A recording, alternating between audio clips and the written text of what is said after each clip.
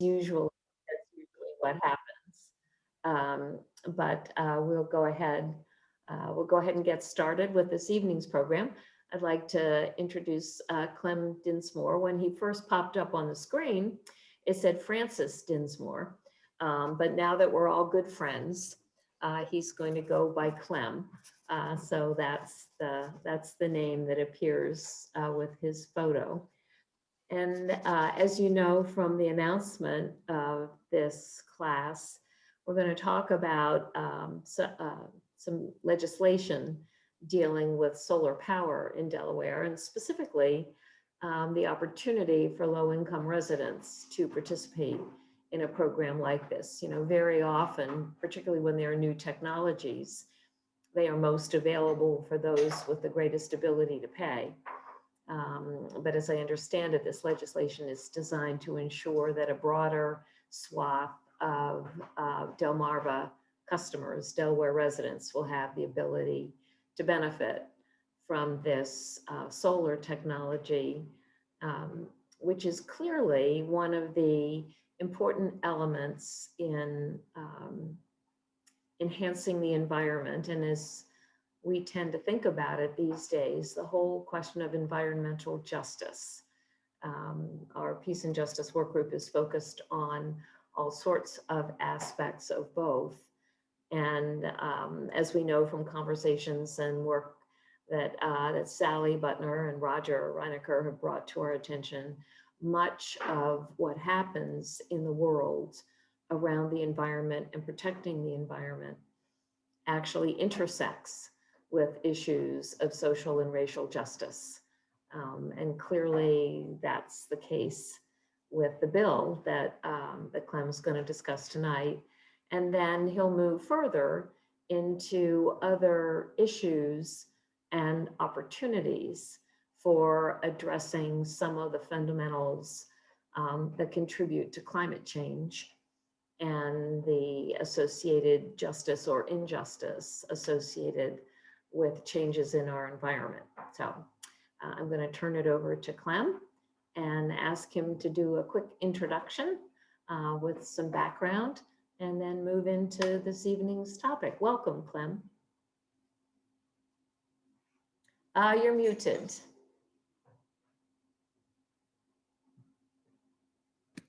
How's that? Perfect. Okay. Well, Roger and Sally know who I am, and I've they will perhaps smile when I indicate that they've been deluged over the time that I've known them with various advocacy pieces that I've shared with them. So I spent 50 years in DC in various capacities, and basically dealing with environmental risk analysis and management, and financial risk analysis and management, and financial institution risk and management. And so I look at the world, when I look at environmental issues, I focus on where's the risk, and who bears the risk, how do you mitigate the risk, and who's going to care about mitigating the risk. And so I created a course, for example, at the Osher Lifelong Learning Center, dealing with catastrophic risk. And I've decided not to continue that. I was teaching it a year ago, and we were in the 6th week of discussion covering pandemics, historic pandemics. And then the course and the rest of OLLI was shut down. And then this spring, I revised the course. It's a discussion course. It's not a lecture course. And I had to massage things, but I started off with 5 weeks of discussion of looking at the current pandemic, and then got into things that I'd covered a year ago. But at any rate, having spent all that time creating that course, it gives you an idea of how I look at the world, which is from a financial an economic point of view, because I entertain the premise that not much is going to change in terms of human behavior unless there are financial or economic reasons for changing one's behavior. And of course, those reasons exist, but a lot of people currently are not paying attention to how those the costs and the risks are increasing, and both to them personally as well as to us as a society. Anyhow, two of the things that I've been involved in recently were one was the community solar legislation. I got involved in the RPS legislation late in the day, and Senator Hansen said, well, listen, if you want to have any influence over a bill, you really have to be in at the beginning. So I said, all right, I'll be in at the beginning. And as Roger and Sally know, I got quite deeply involved and articulated 4 issues that others, environmental groups, weren't choosing to focus on. And now the legislation doesn't address any of those issues. So I'm learning. I'm gonna, at the end of the session, I'm gonna try to have a conversation with Senator Hansen and say, all right, I accomplished nothing in my advocacy. So what is it that I need to do differently? And I am a member of the RPS coalition, and my advocacy didn't influence the Sierra Club either. Well, but one of the issues that deals with environmental justice is this. Before I did research, it was unclear what the bill would include. But there was, Sierra Club was certainly advocating that low and moderate income households not be ignored.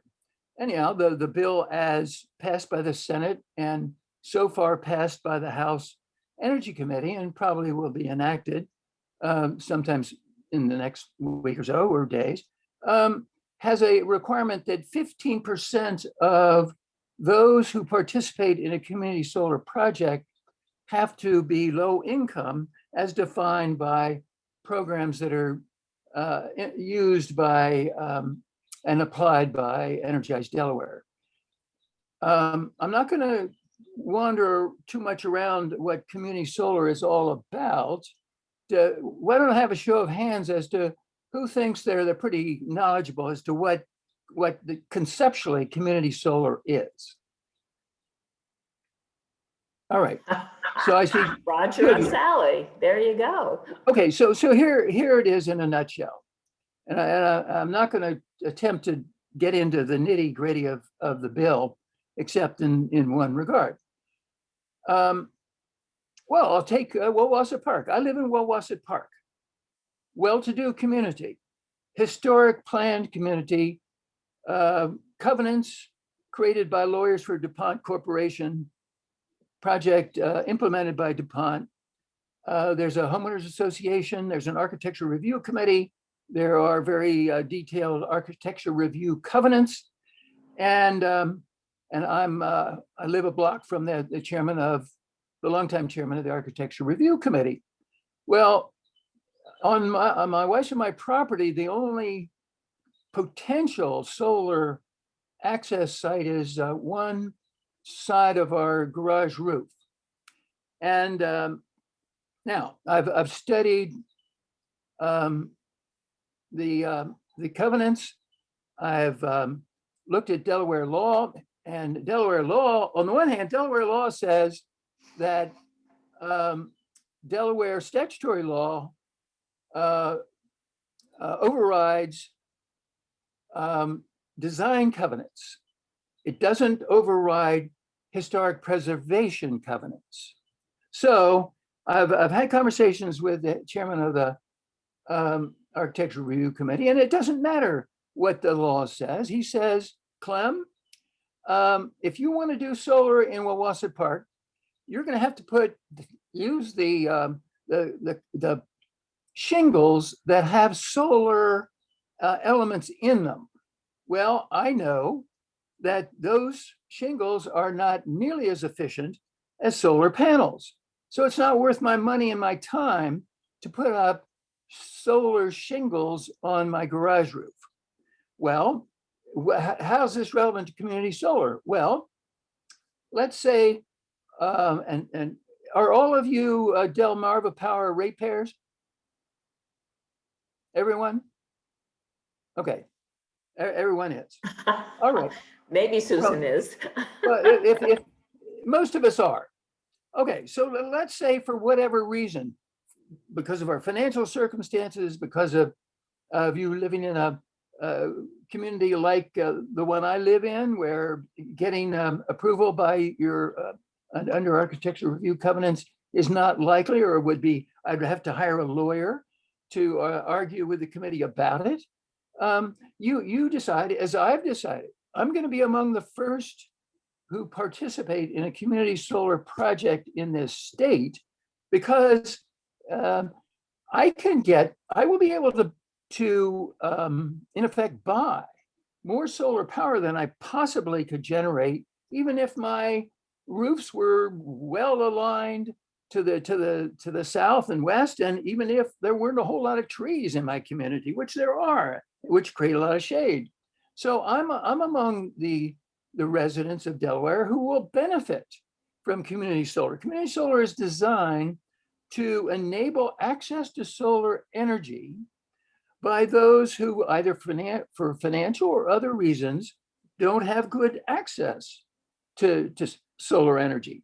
So, I'll just throw off this hypothetical where right across Green Hill Avenue is the University of Delaware owns a very large former DuPont Aris property, Good State Gardens and the Osher Lifelong Learning Center. And a community solar project developer could potentially decide, if the university cooperated, that they would install a community solar project solar array. Well, it doesn't have to be right next to me across the street, but if it did so, I would be interested, and I would encourage other residents of Wawasset Park who are in a similar boat as I to be aware of the opportunity to go to the developer of the project and sign a subscription agreement.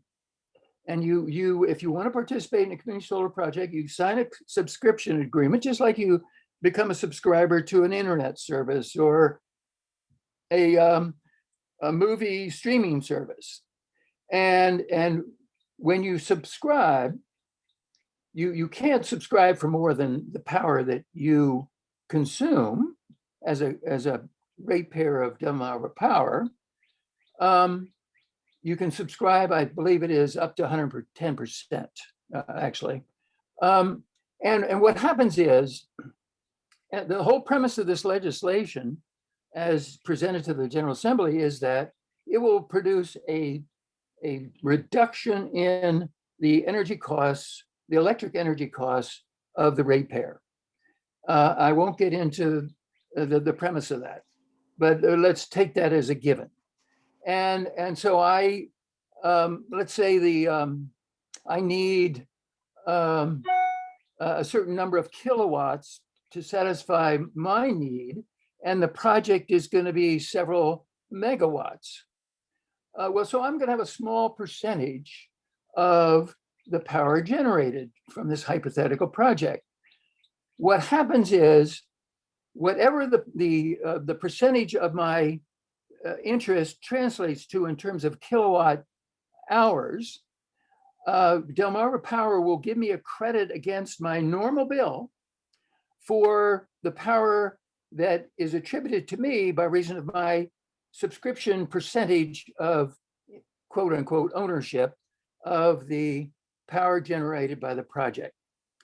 And so that's the basic concept, is that you can do things, you'll be able to benefit from solar energy. And actually, this bill is not limited to solar, but for simplicity's purposes, we'll stay with solar. So it's designed to facilitate access, and the benefit is that your utility bill is reduced by your percentage of power generated by the community solar project. Yeah. Clem, but are you actually physically utilizing that power, or you are just No. paying for the creation of No. that? It's like all the existing programs that are offered, where you can subscribe to different entities that say they will provide you wind energy or solar energy or a combination of the two. Well, these are all brokers. They're not delivering. You're not getting delivered to your wires the power that you sign up for through these. There are, I think, eight brokerage entities in the state of Delaware that offer this kind of program, where you can feel good. You can feel good about helping to generate renewable energy, and there's good reason to feel good. But it's not coming to your house. It's coming to the grid, and it's part of the power that Delmarva Power is buying to supply its customers. So it's an increment. It's an increment of the renewable energy that Delmarva Power buys for its customers. Got it. But now, what I want to do now, because time is of the essence, I want to focus on the EJ issue that concerns me. And that is this, and this wasn't discussed either in the public. Senator Hansen had several public fora before she arrived at identifying who the institutional stakeholders were who would participate in the actual drafting of the bill. And then she had, due to people like me pestering her, she agreed to make public the discussion among those stakeholders. And so that was an open, transparent discussion. Now, the issue that resulted, one of the results from those discussions was the bill that has passed the Senate and the House committee says that 15% of those who subscribe to a community solar project need to be low income, as defined by programs that Energize Delaware uses in identifying low income persons for the benefit of the existing programs it administers. Now, what was not discussed and is not addressed in the legislation is something that I drafted something for them. And it was very, very simple and straightforward, and didn't make any judgments. What I drafted was a provision that directed what's called the Renewable Energy Task Force, which has a function. It's a state entity that has a function to, in effect, oversee the implementation of the renewable portfolio standards under Delaware law. I had the legislature directing the Renewable Energy Task Force to convene a discussion of interested parties, especially people who potentially could contribute capital to facilitate the participation by low-income ratepayers in a community solar project. And here's an illustration of the issue. In doing my research of what has gone on in other states, I got acquainted with a lady who runs something called the Community Access Fund in Baltimore. Well, she recognized the same problem that I've recognized, and basically it's how do you help assure that a low-income ratepayer is going to, even when they sign up in the first instance, are going to be able to continue to honor their subscription agreement obligation. You have to pay for the power you're buying. Is that low-income ratepayer going to be able to continue to honor that obligation for any meaningful period of time, a year, 2 years, 3 years, 5 years, whatever? And my answer is there's going to be a lot of churn. We can expect that there will be a lot of churn, just as there's a lot of churn with internet services and movie streaming services. And so I asked the question, well, how do you help reduce that churn?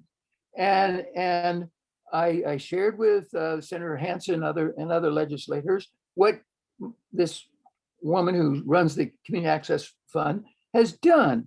And what she did was she got a grant from an agency of the Maryland government to the tune of $3 million. And she created a loss reserve fund, and or it's a guarantee fund. And what it enables is that if I'm a low income ratepayer in Maryland and participating in a community solar project, I have access for a limited time, a limited amount, to this, in effect, guarantee fund or loss reserve fund.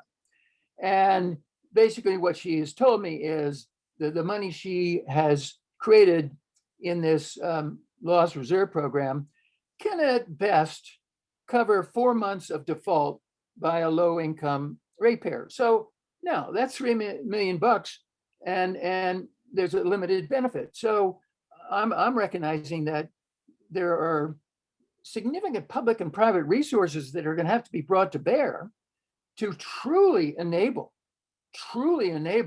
low-income ratepayers to benefit from community solar projects. Well, yeah, so this isn't dealt with in the legislation. Time is going to demonstrate how difficult this issue is, and the General Assembly will have to scratch its head and figure out, well, how do we solve this problem? But at the moment, what I just wanted to highlight that there's going to be a lot of talk about low-income folks participating in community solar and having access to community solar. And I say, well, maybe. And to me, this is an environmental justice issue about which I care deeply, because I don't want a whole lot of people to claim that they're doing things that benefit low-income communities and communities of color, and that to be just an illusion, a chimera. I want it to really matter and be real. And I think that in time, resources will hopefully be brought to bear to make it real. But each of you, to the extent that you may care about this, or to the extent that you may participate in a community solar project, may wish to join in advocating on this issue. When I shared with, even though none of my advocacy arguments were and issues were accepted as part of this bill, nevertheless, I commended Senator Hansen for her work. I mean, I come from having spent a number of years working for the U.S. Congress. Well, what I know from that experience is the congressional committees matter, the staff matter. Well, you and I have a state legislature. This is true of probably most states, where there's no professional committee staff in any committee, none. And all your legislators are part-time. So what does that translate to? Well, it's an inside baseball game, but I won't get off on a tangent as to what that results in terms of how legislation in this state is enacted. I'll simply commend Senator Hansen for caring about listening to her constituents, individual and business and nonprofit, and seeking to pay attention to the institutional constituents. I'm not an institutional constituent. I'm Clem Dinsmore. I participate in various environmental groups, but I don't represent. I'm not an officer or a professional staff member of one of the primary Delaware environmental groups. So therefore I wasn't deemed an appropriate stakeholder to participate in the drafting of the bill. But I'm not going away. I'm going to be continuing to pursue this issue, and I welcome the participation of any of you. So I'm going to stop there. And because I want to allow time to mention some issues that are highly relevant to how Newcastle County manages its land use and building code decisions. And I just want to put them out there again for you all to consider and say, well, you know, that's for Clem to pursue and it's not my issue or whatever. I'm happy to have discussion with any of you about the other issues that I just want to highlight. But before we leave this issue, I want to make sure that everyone understands what I'm talking about. I have a question. Why would a low-income customer want to participate? You said that there's a subscription rate to participate, and then there is a credit that is applied to your power bill. Is the credit greater than the subscription cost so that there's an economic benefit? Well, the notion is, and I just took this as a premise that I wasn't going to challenge, but the others who were involved in developing this bill indicated that there's a consensus among them that power can be, because the cost of solar has come down so dramatically, that a commercial solar power project developer can create a multi-megawatt solar power array,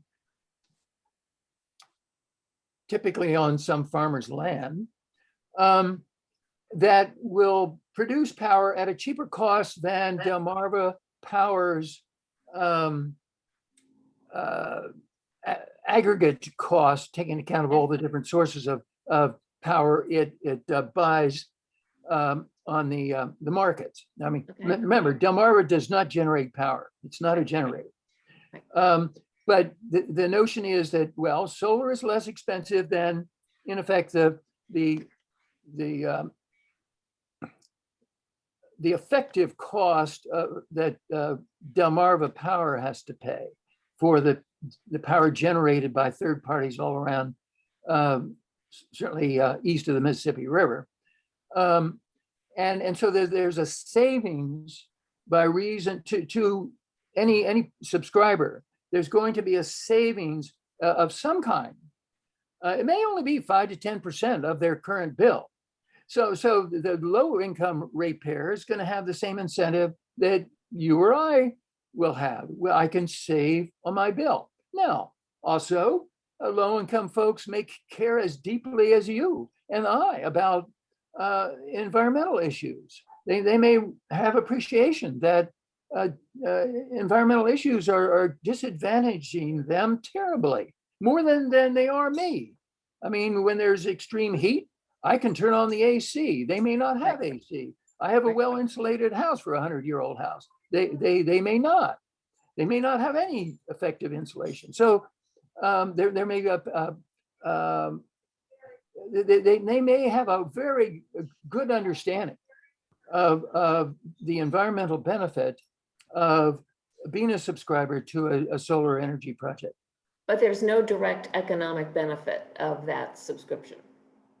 No, there is. It translates to a net. The assumption is, in the advocacy of this legislation, the bill that the ratepayer will pay, the combination of, because you get credited against your normal power demand, you get credited your power interest in the community solar project. So Delmarva is charging you less by whatever the magnitude of that power is that you in effect subscribe to.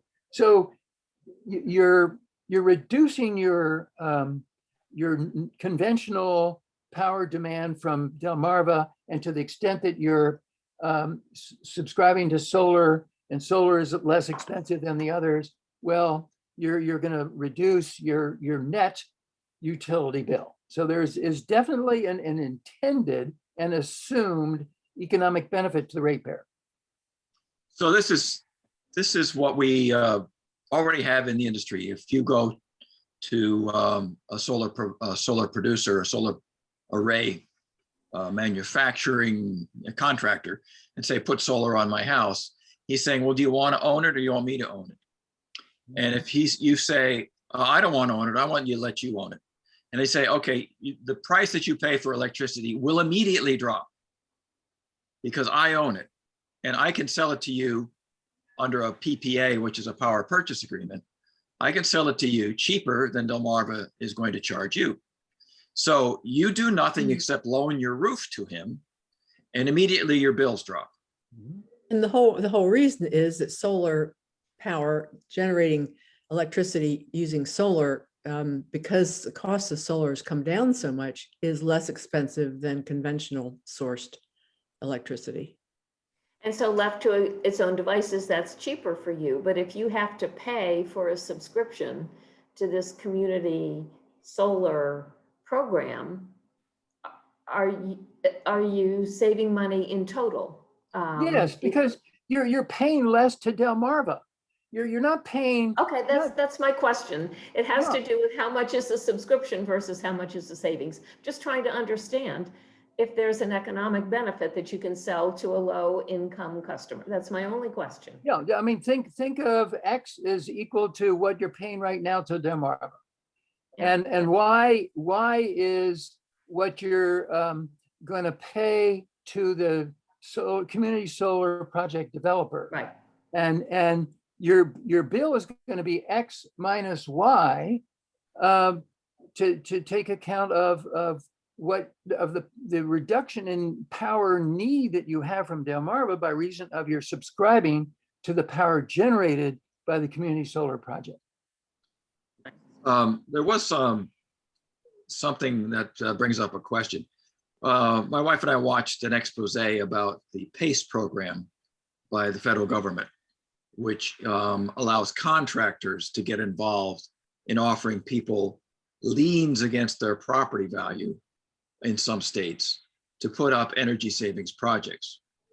And the expose was about essentially bad contractors misrepresenting the program, taking advantage of low-income people. It's not a program, I believe, is in Delaware, but it is in some states, maybe like California and Georgia and Arizona, I don't know, a couple other states. And it could expand to be here. But the question I think I have to you, Clem, is what is the vetting of these contractors?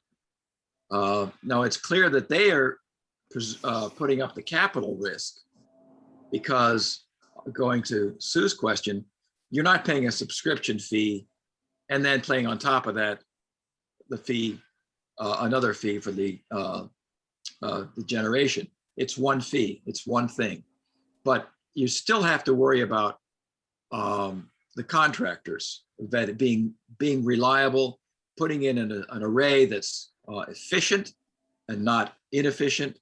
Does the bill, as you know it, and maybe you don't, talk anything about the contractors that are allowed to participate in this program to make sure that they indeed are doing the right thing? Solar arrays, the larger the array, the more efficient they are. So if you have a contractor that's not maybe the best, he's going to like put in a small array, which is not as attractive as a large array in some farmer's field, because the larger array is more efficient. I would want to hook up into one of those. You know, we have a house that's well shaded. It's not probably worthwhile to put panels on our house, but I'd be very much interested in a program where I could buy a portion of that. But again, I want to make sure it's a good contractor. I just wonder if there's anything in the bill that vets the contractors. No, there isn't. There are various subjects that the Delaware Public Utility Commission is to address in rulemaking that have to do with consumer protections, for example. That's a meaningful part of its rulemaking. Adequate disclosures and accurate disclosures of what you're getting into,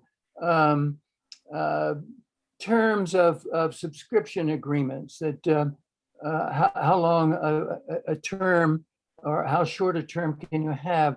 A lot has changed. There are 18 other states that have community solar programs, and there's been a lot learned from those programs that helps inform the later states like Delaware to be wiser in designing the programs. But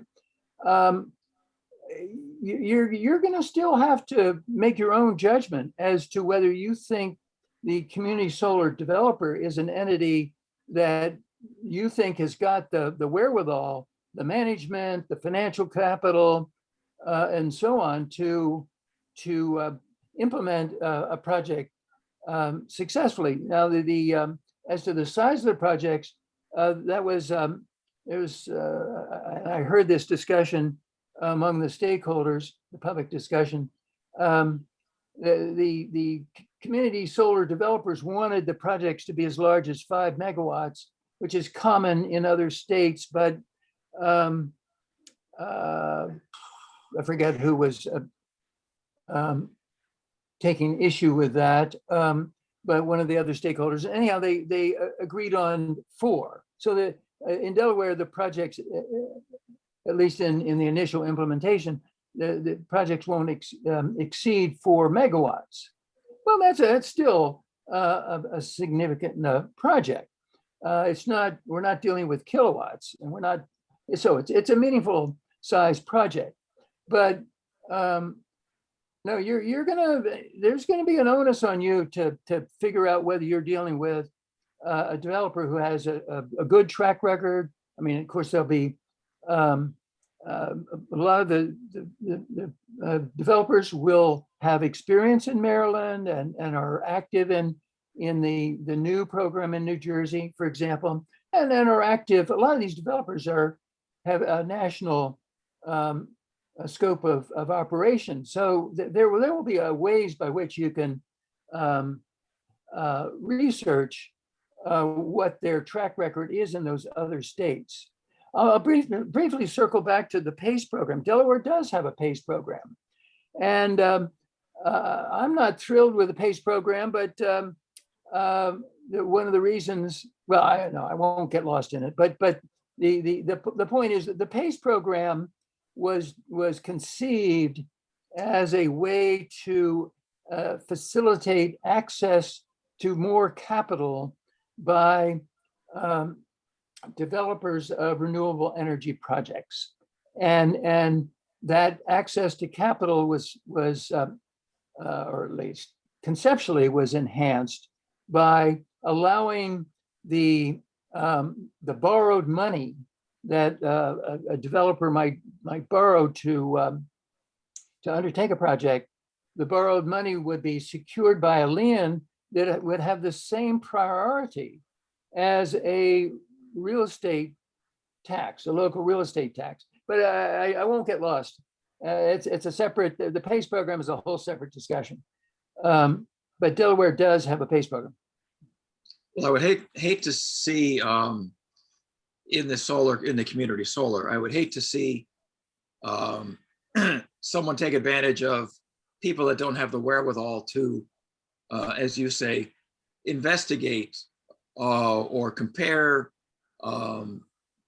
people that might be talking about putting in a program. You know, you say you have people that are going to come to your door and say, you should participate in this program. Of course, we who are internet savvy, computer literate, you know, we can do some research. We can ask people, we can, you know, write people, we know people. But in the 15% of the cases where it's going to be lower income people, they don't have the same resources that we do. They may not be able to do the same research.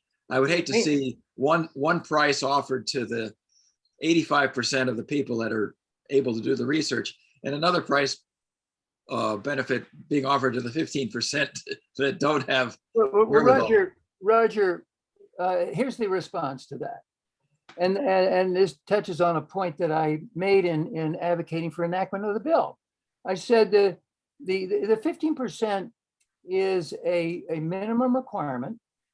And I mean, there are potentially going to be some projects that are conceived by and focused on exclusively low-income communities, communities of color. They may be undertaken by a nonprofit entity working in, a nonprofit community development entity working with a sound developer. So there, maybe 100% of the subscribers are members in the low-income community. But when I was, that need not be the case.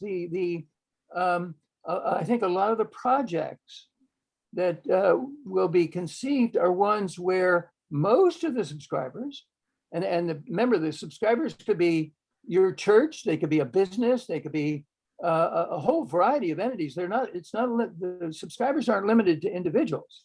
And so the low-income ratepayers as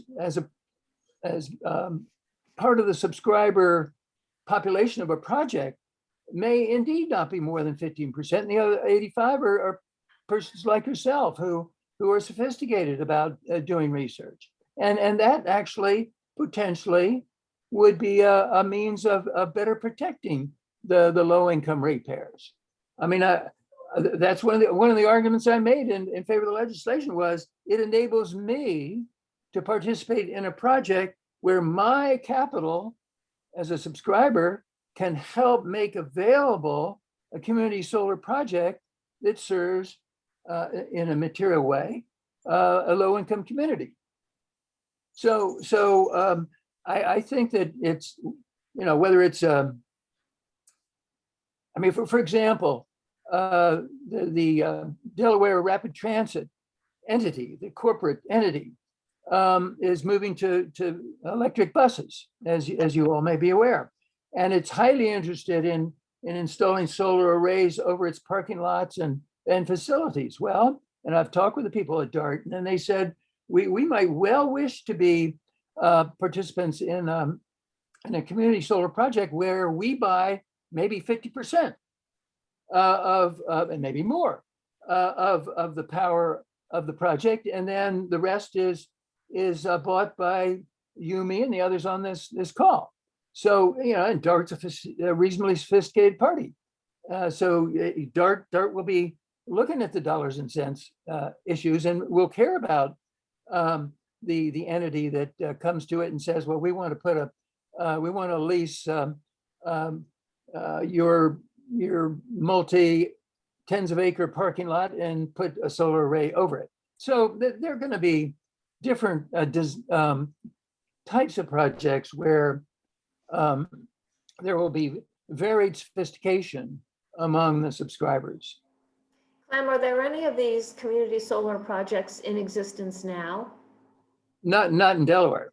Well, let me back up, and I'm in very hot water with the Delaware Municipal Electric Corporation because I made the mistake of characterizing how they did community solar, and they accused me of slander. But there are, as you may know, power in this state is generated by three different groups of entities. Down in the south, Sussex County, there's the Delaware Electric Co-op, and that's mainly farmers who own the electric utility. Then there are 7 municipalities in the state, mainly in Kent and Newcastle counties, that includes Newark, for example, and Dover, that have their utilities are municipally owned. And in those 7 cities, they've created in effect, they've created a cooperative corporation that they act through in part. I'll just say this: the members of the Delaware Electric Co-op will definitely say that they have done community solar, and DMAC, the Delaware Municipal Electric Corporation, will say they definitely have done municipal solar. But I would argue, subject to some further research, that the design of their projects is not what is being contemplated by this legislation. Okay, thank you. But over in Maryland, they're definitely community solar is being implemented. But yeah, it's 10 of 8. Let me just switch briefly so I can get this issue in front of you. You may or may not be aware that a number of environmental justice advocates went to Newcastle County Council and said, environmental justice really ought to be an issue that's considered as part of the land use planning, building code enforcement actions of the county. And the county council ultimately said yes.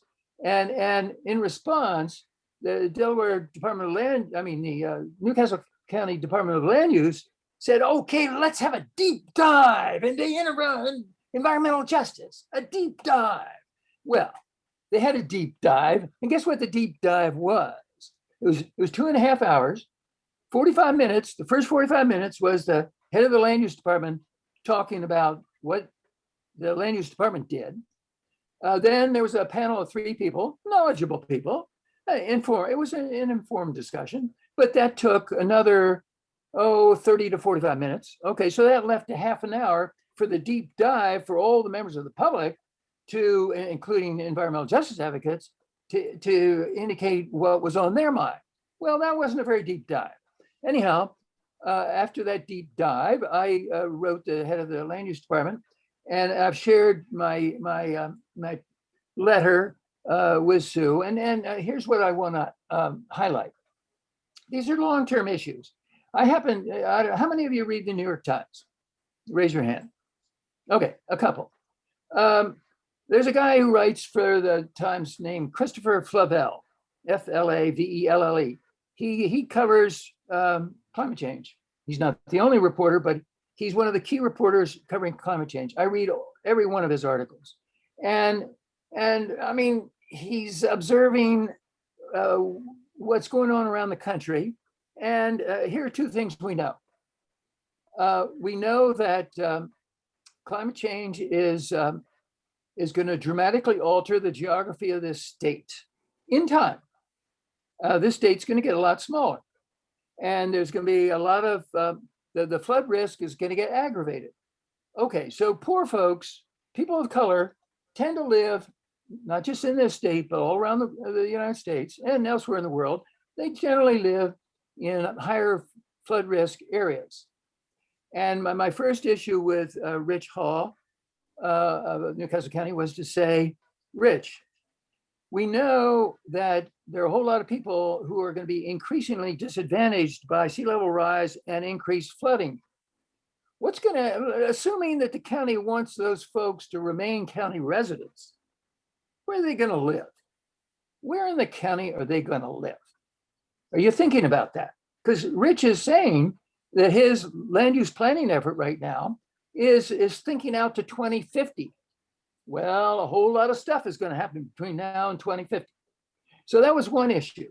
I'll just make the point that there's just as part of the capital that is lost, the financial and physical capital, and some of the human capital that's going to be lost through climate change, is just the sheer destruction of communities that are in areas that are going to be flooded or near flooded due to sea level rise and increased flooding due to increased intensity of rainfall.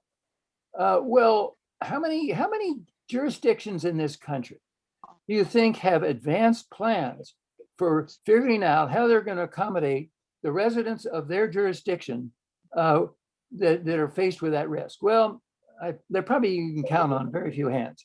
The other issue I highlighted, and Chris was writing about this recently, and that's we know that those who suffer from a greater heat, and there is, as we know, west of the Mississippi River, there's a lot of increased intensity of heat in all those states. And if you're a poor person living in a substandard dwelling with either no air conditioning or inadequate air conditioning and no insulation or inadequate insulation, you're at higher risk of dying or suffering illness by reason of that heat than folks who live in well insulated, well air conditioned houses.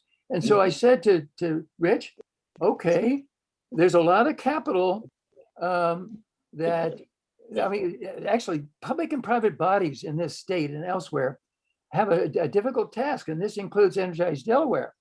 What money are you going to sink into making a poorly located substandard dwelling more energy efficient and have better insulation when that dwelling may be underwater in 5 to 10 years? Now, I'm stating something very simplistically, and things are going to happen over time. But the point is that you as taxpayers, besides thinking about your own personal residences, you're going to want to think about what you want the fiduciaries of your taxes in this state to, how you want them to behave in using tax money to make investments in structures that are subject to very high flood risk. And so again, my question of Rich was, what is it that the county is through the building codes, through the land use decisions, what is the county doing to anticipate this issue, to mitigate it at the very least, so that county residents who live in these flood risk areas and are in dwellings that don't protect them well from the increasing heat associated with climate change, how are we going to enable those people to live in habitable structures?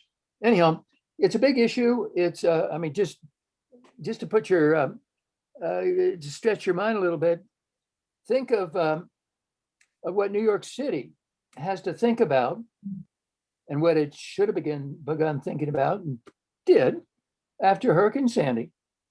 And think of relocating a whole lot of millions of New Yorkers out of where they currently live. And well, are the boundaries of the city of New York going to expand north, south, east, and west? Or where are all those folks going to go? Are they going to abandon not only New York City, but New York State? I mean, there's a serious issue here.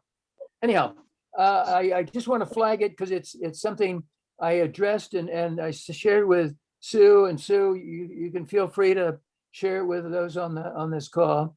I'm sorry we don't have a whole lot of time to discuss this, but I'm happy to take any questions, any comments you have on what you see as the merit or lack of merit of these issues.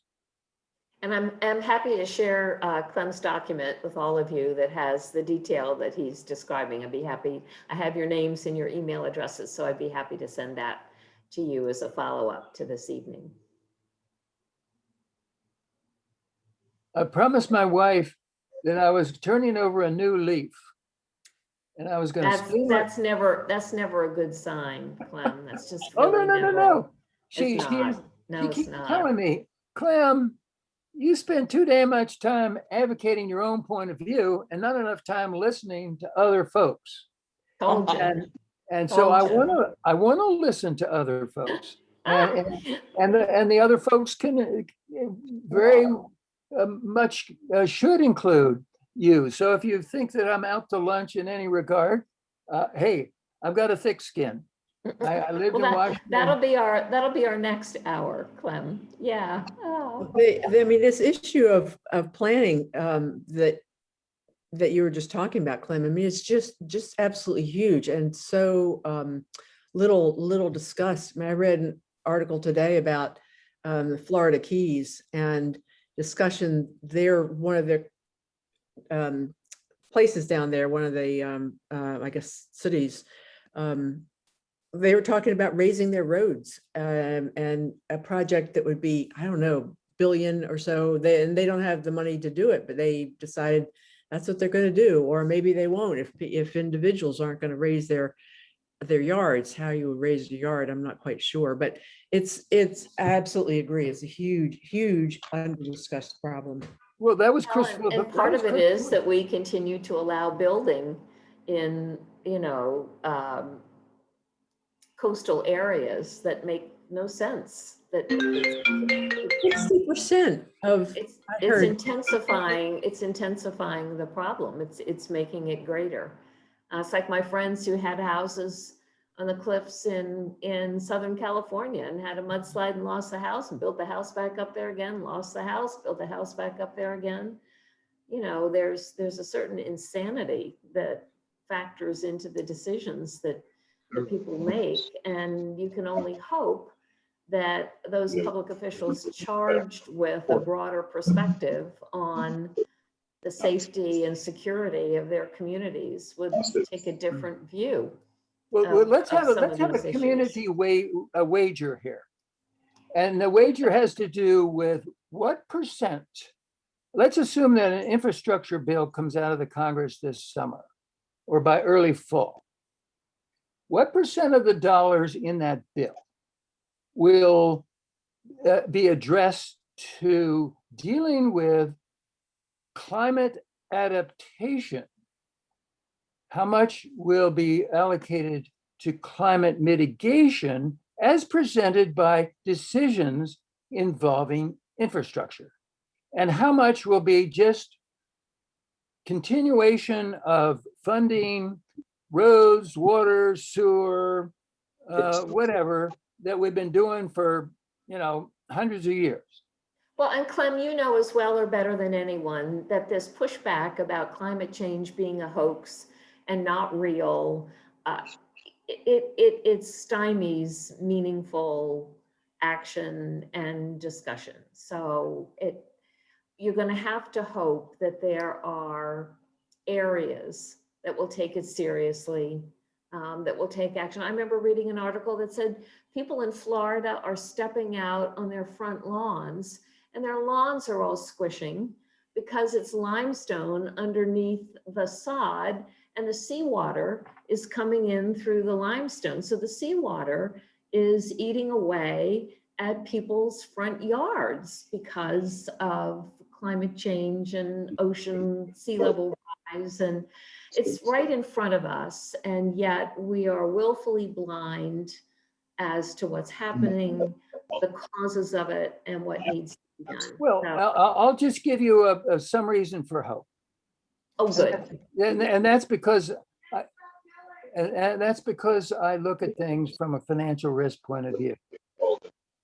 And well, who assumes most financial risk in our economic system? Lenders, casualty insurers, casualty reinsurers, home mortgage insurers, the financial sector. Now, they also have ways of dumping their risk on the federal government, and you can rest assured that they are doing so big time. So you as taxpayers have an interest in that issue. But my point of hope is this: while there may be lots of, or most members of the Republican Party in the Congress who don't want to think about this, notwithstanding that, there are lenders, insurers, reinsurers in their states or doing business in their states who are changing their premiums, changing their risk analysis, changing their interest cost to reflect the increasing risk associated with doing business in that state. And at some point, those costs are going to be, they're really going to bite the constituents of every state. And the senators from the red states who say, why, I don't want to pay attention to this. Well, if they take that view, they're going to be choosing to ignore a cacophony of screams from their constituents saying, my mortgage premium has my mortgage payment has gone way up, and I can't get homeowners insurance like in California. And decades ago in Florida, there's no such thing as a private mortgage insurance market in Florida, and it's about to disappear, or in effect is disappearing as we speak in California. Well,